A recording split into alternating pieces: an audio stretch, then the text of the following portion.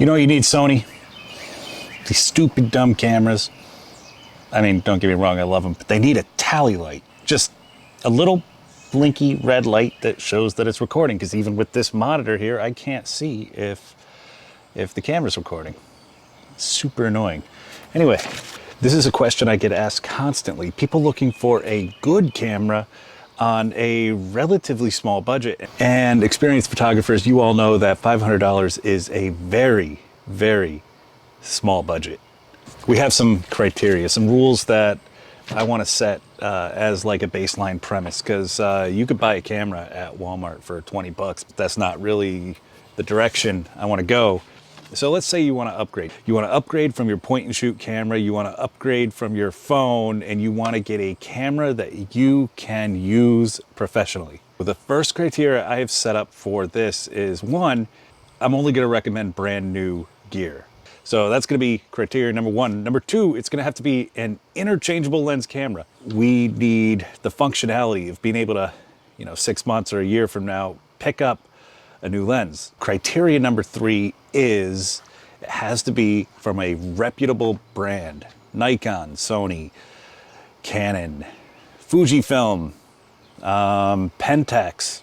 I know there are some Pentax fans still left out there.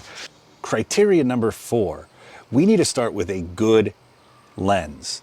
Now, I don't really have anything against kit lenses. They serve their purpose and they are what they are. However, what they are is not very good. Kit lenses are almost always a zoom range with apertures between 3.5 and 5.6, depending on where you are. And even worse if you're getting the longer zoom kit lenses, and they're just not very good. And the reason they're not very good is, especially in the APS-C or the crop sensor bodies that at this particular budget, these lenses just don't collect enough light to give you that good bokeh or to not produce noise in your images under most everything but perfect lighting conditions. Criteria number five, a camera body and a camera lens is no good without an SD card. So you have to put those photos on something, and that something is obviously an SD card. With all that being said, I have done a bunch of research, and this is a follow-up to an article I wrote 10 months ago, I believe. Previously, I had one body and lens combination that I was able to recommend for under $500. Today, good news, I have two camera and body combinations that I can recommend that will run you under $500. For the camera bodies, we have two. One, we have the Nikon D3400, amazing 24.1 megapixel camera. All those links are in the description. I'll mention that again.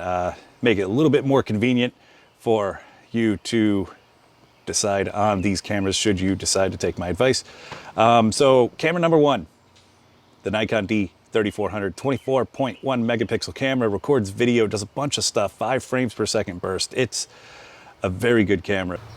The second camera I recommend here is the Canon Rebel T7, another 24 megapixel camera. 24 megapixels seems to be about the standard, even for the pro level bodies. Like I'm shooting on a Sony A7 III right now, and that's 24 megapixels. So it's a pretty standard resolution for cameras. Pretty solid. They both shoot video in high definition, 1080p. For the lenses, so the Nikon I just mentioned comes with the lens. The Canon is the body only. The Nikon does come with the lens. When you get your camera in the mail, take that kit lens out of the box and throw it in the trash. Because the lens I recommend for the Nikon is the Nikon 35mm f1.8. It's a super versatile lens that gathers a lot of light, has a good focal length. It's a 50mm equivalent. You'll find out all about that kind of stuff as you progress in photography. But long story short, this 35mm lens is capable of producing professional looking photos and videos right out of the box, which is something that's very hard to say about the kit lens. We need a Canon lens to go with that Canon body. Lens number two is the Canon 50 millimeter f1.8. Why am I not recommending a 35 millimeter for Canon? Well, because I can't stay under budget for the 35 millimeter for Canon. So we're gonna go with a 50 millimeter f1.8. Essentially turning it into an amazing portrait lens. So I do like the versatility of the 35 millimeter lens over the 50 millimeter lens because you have a slightly wider field of view. However, the 50 millimeter lens is still an amazing lens.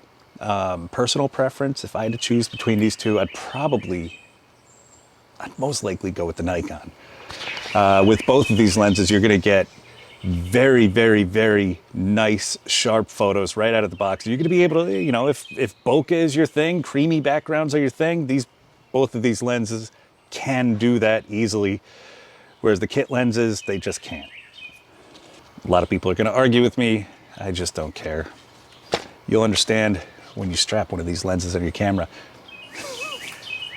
All right, so the memory card, we gotta have something to put the photos on. It's gonna be, the one I recommend is the Sandisk 32 gigabyte Extreme Pro, and it's $14. I mean, SD card prices have never been this cheap before. We're in a time where they're just so cheap.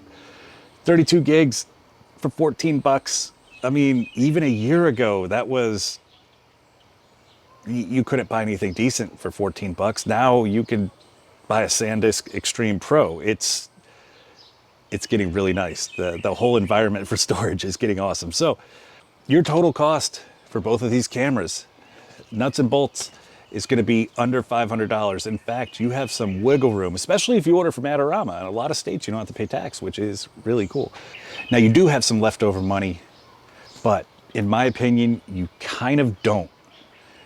Because you're gonna take the rest of your money, that like between $20 and $40, depending on which body you chose, you're gonna take the rest of that money and you're gonna dump that into education. Because if you're on a $500 camera budget and you're just starting out,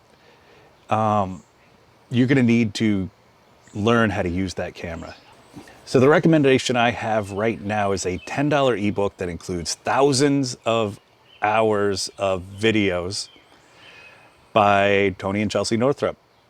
You've probably already seen their videos. They're really good. That's what you should totally get.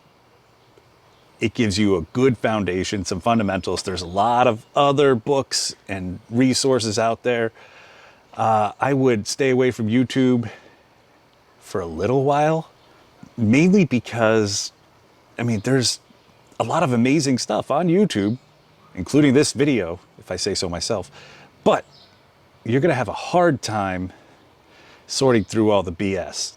There's a lot of people who really genuinely don't know what they're talking about. A lot of people, read the comments in this video, I'm sure a lot of people are gonna tell me that I don't know what I'm talking about, and they're half right most of the time. Thank you all for watching. I'll see you in the next video.